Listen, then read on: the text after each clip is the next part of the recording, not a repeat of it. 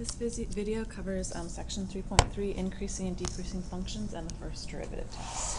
So let's first talk about the idea of increasing, decreasing functions.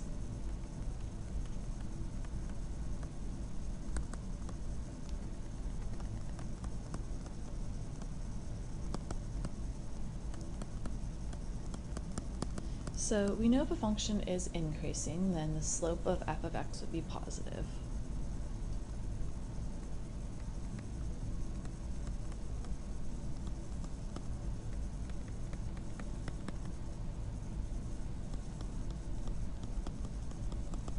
Therefore, we can say that our first derivative, so f prime of x, would be greater than 0. Okay. If you have a decreasing function, then we can say the slope of f of x is negative.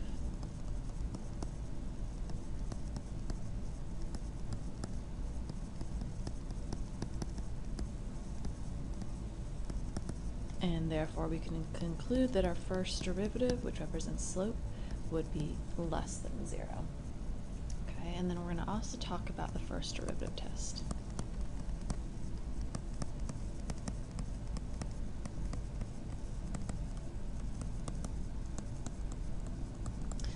Before we get into the first derivative test, we need to kind of review what critical numbers are.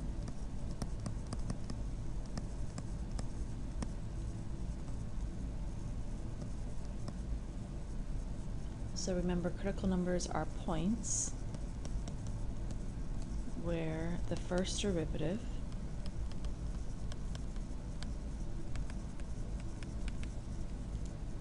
equals 0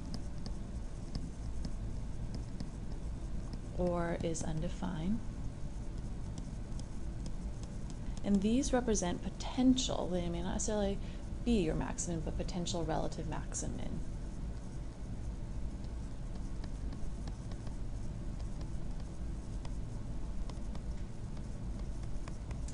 For f of x.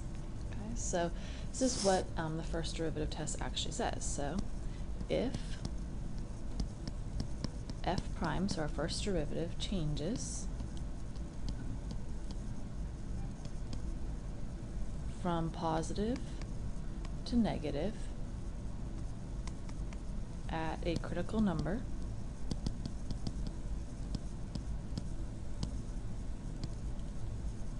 then you can say that there's going to be a relative maximum for f of x. And that should make sense, because if you change from being, like if your graph changes from being positive, so slope is positive, you then have a critical number, and then it becomes negative, you can see that would be a relative max. We also can say if f prime of x changes from negative to positive at a critical number,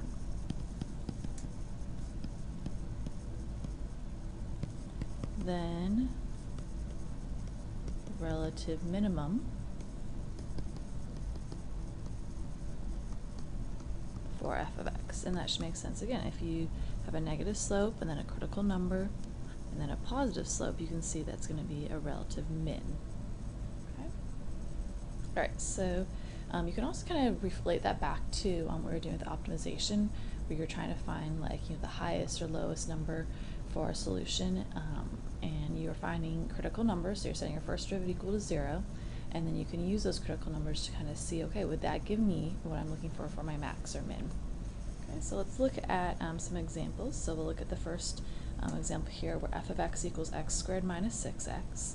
Before you even get started, make sure you think about the domain, so would there be any numbers that would be excluded. Now in this instance, it's just a polynomial, so it'll be all real numbers, so it would go from negative infinity to infinity. Our first derivative is pretty easy, just be 2x minus 6. The first thing we want to do is find our critical numbers, so we want to say, where is f of x equal to 0, or where is f of x, or excuse me, f prime of x undefined. Okay, so f prime of x equal to 0, so we set it equal to 0. This becomes a simple problem to solve. Add 6 to both sides, divide by 2, so x would equal 3, so there's our critical number, and there's no spots where it's undefined. Remember, that would be more like if it was written as a rational function, or where your denominator would equal 0. Right. Step 2, find the open intervals in which the function is increasing or decreasing. What we'll do is we'll set up a nice little chart here that will keep our work neat. X will be the top row, and then f prime of x will be our bottom row. And we want to have some different intervals, so we know that before we reach to 3, it's going to be the same positive or negative values for f prime of x. So we're going to say from negative infinity to 3. We know at 3 our first derivative is 0, and then our next interval will go from 3 to infinity. Okay, so what you want to do is you want to just plug in any value between negative infinity and 3 to your first derivative. Now 0 is a pretty easy one. You can see if you plug 0 in, 2 times 0 minus 6 would be just a negative number, and you don't need the actual value, just the sign. If I plug in, let's say, 4 to my first derivative, hopefully you can see 2 times 4 is 8. 8 minus 6 would be a positive 2. So from there, we can very easily say that our intervals where it is increasing would be from 3 to infinity, and then the values for where it is decreasing would be from negative infinity to 3. Okay. All right. Based on that, we're going to figure out what's our relative extrema. So since, we'll write a little sentence here, f prime of x changes from negative to positive at x equals 3, then there is a relative, and remember, if it changes from negative to positive according to our first derivative test, it's going to be a relative minimum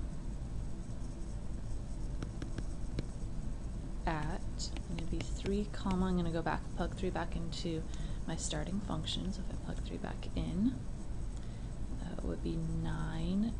6 times 3 is 18. 9 minus 18 is negative 9. So that's an ordered pair for f of x.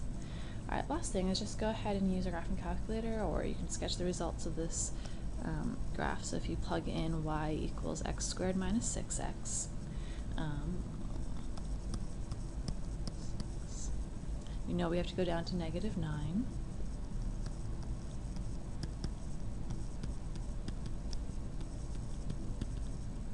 So we know at 3 comma negative 9. If you plug in other points, you're going to get 0, 0. You're going to get 1 comma negative, oops, excuse me, 1 comma negative 4, 2 comma negative 8, and this is a parabola, so we know that they're reflective. Okay, and you can see that, yep, that is a relative min, and our function was decreasing before x equals 3, and then increasing after x equals 3. Okay, so you'll be working on the rest of these link sheets. Good luck. Let me know if you have any questions.